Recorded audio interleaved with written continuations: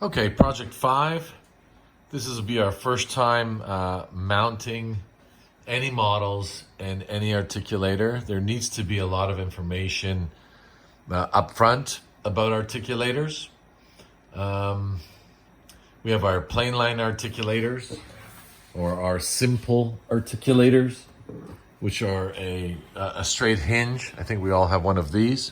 And we're going to discuss the dynamics of each of these articulators in detail, kind of summate them all together later on. But we need to get kind of expedite to move forward with our project number 5. So what's happened with project number 5 is you've completed the bite block or the occlusion rim as I've instructed. We've given it to the, if I can zoom in, we've given it to the dentist, and they've softened the wax. They've done the labial contour. It doesn't look as nice as it was when you sent it to them, and that would be Carrii and Musa. The midline was marked, the smile line, the canine line, the labial contour, lip support, buccal corridor, and the wax was softened, and then a registration was created. And this registration is Centric Relation Registration Record. And this is the position of the mandible in relation to the maxilla and at a pre-described vertical dimension. This vertical dimension, the dentist had gone through some instruction with the patient to determine the vertical dimension of the denture, basically the height of the denture. If I can simulate here the vertical opening of the patient versus the lower teeth. Now, we made our occlusion rim at 22 millimeters, or 22 millimeters as a starting point. Could be less, could be more. Now, this is our first case. I think I've left it pretty much close to that. We're going to discuss also in our lecture notes about overbite and overjet of the teeth overlap horizontally and vertically over the lower teeth.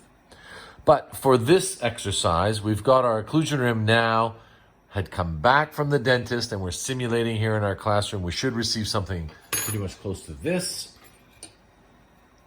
And what we have to do is we have to lute everything together. Before we lute it together, if you can see underneath, I've scored the model. And I've scored the model in, let's say, 3 different planes. So, as to stop any kind of rotational movement of the models when we're remounting them to the articulator, there's one in this direction, basically a triangle. 3 different planes, but no undercuts. I've just marked them in red here. No undercuts of the indexing of the base of the models. If your model is not level after the bite registration, we can go to the model trimmer and level off the bottom. After the mounting is given to you, after the centric relation record has been given to you, try to simulate that these would be parallel, the bases of the top, the base of the bottom, and the occlusion rim is our plane of occlusion. And as a review, the plane of occlusion would be parallel to the interpupillary line, parallel to Kemper's plane, the allotragus line. So we've got plane of occlusion, allotragus line, Kemper's plane, interpupillary line of the patient. We need to have some horizontal reference when setting up the teeth, so we don't have our teeth going in this direction when the patient smiles, or conversely this way, or hanging down at the back, or hanging down at the front. So this articulator here is simulating the a patient. We have the upper member, which will, I guess, will simulate the skull, and the lower member will be the lower member will be the mandible.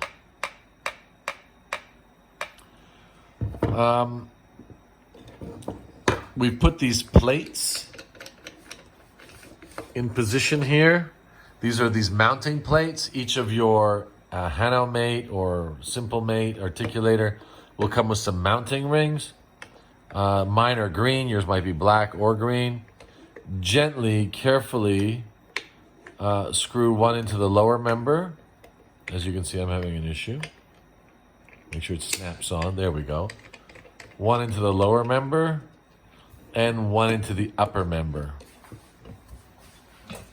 As well as in the anterior section of this articulator is the incisal pin. This is our vertical opening. Our vertical opening should be horizontal, meaning the upper member should be horizontal with the lower member. If I unscrew this locking screw nut for the incisal pin, you can see that it is universal. For this exercise, we will use the blunt end down and let's say the chiseled end up. You can see that there is a scribing on the measurement of the incisal pin, 10 millimeters down from the top, which is the larger line. And you can just put that right to the top, flush with the top member, and then lock the nut. At the same time, double check from the side angle that you can see that it's not open and it's not over closed. These are parallel with each other. As well, on the lower member, you can see there's a locking nut for the striking plate of the incisal pin, and it comes right out. We're going to put that in location, and dead center of the striking plate, the incisal pin, there's almost like a little square hash marks there. And you can line it up with the screw hole underneath and tighten this. Don't over tighten, but still secure. So now we have our articulator pretty much ready to go. And we've got the upper member, we've got the lower member, we've got our mounting plates, we've got our incisal pin, and we've got our incisal table, and both are horizontal. There's one more setting here, and these are the condylar release guides. If you pull them halfway out, you can see the upper member comes right off. We're going to discuss this in the future projects. For now, I want you to keep it locked. I mean, we need to go through some basic tooth setups and enjoy manipulating the materials. So they are pushed in. If you pull them out halfway, the upper member comes off. Keep that locked. So again, horizontal, 10 millimeters. You can see there's a large hash line of 10 millimeters. And you can line it up until these are horizontal. Now, the articulator is ready to go with the mounting plates. We have our occlusion rim received from the dental office at the right vertical dimension, the right labial contour. Now, in this occlusion rim, this dentist, which was me, heated up the wax and created the patient at the right vertical dimension to make an imprint of the lower jaw into. You can see it's locked in. Some dentists will use a silicone, as I've discussed earlier when we were making the occlusion rim, a bite registration.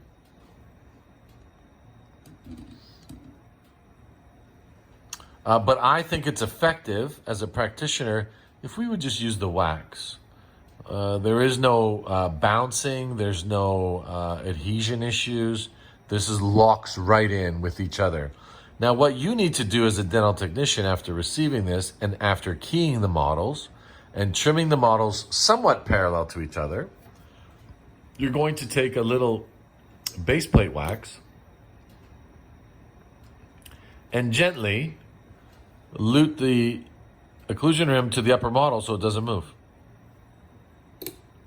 With the same base plate wax, lute the occlusion rim to the maxillary model, basically freezing it into place. It does not come loose, does not dislodge, does not jar, does not rock. It is attached to the occlusion rim.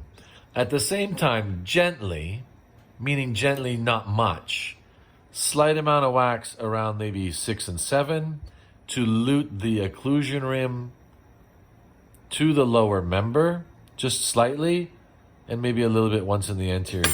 You don't want to do too much as you'll ruin the index of the model And when we discuss secondary byte registrations like FASPO registration and purchase of byte records and possibly Gothic Arch pin tracings for centric relation in the future, we'll still maintain the integrity of the maxillary rim. But for now, just maybe 3 tacking points, and you can see this is not coming apart. If your model is wet, then maybe dry slightly, because obviously the base plate wax doesn't sit to the wet model.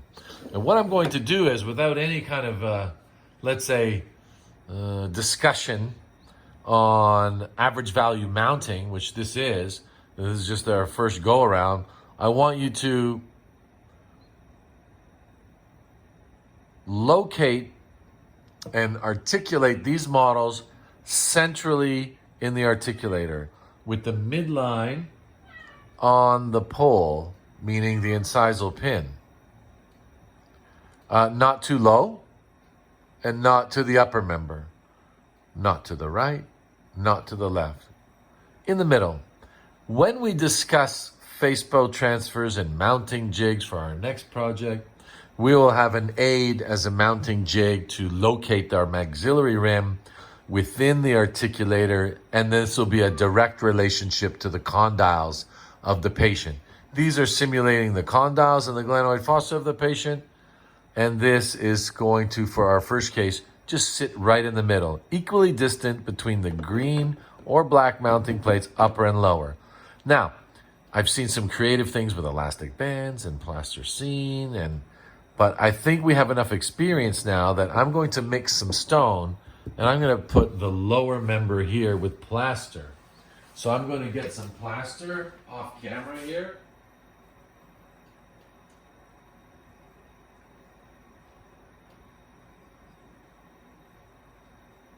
You can use other materials for mounting, but plaster seems to be, I would say, the industry standard for mounting models on articulation, whether it be for dentures or partial dentures or any kind of orthodontic appliances that are, somewhat needed to be mounted.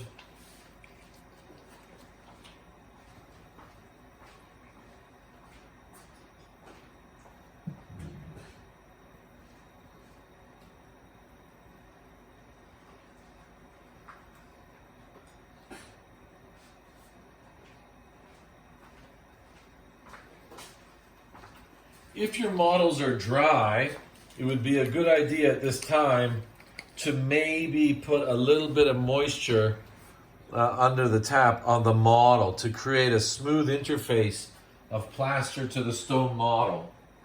So off camera here, I'll put a little bit of water.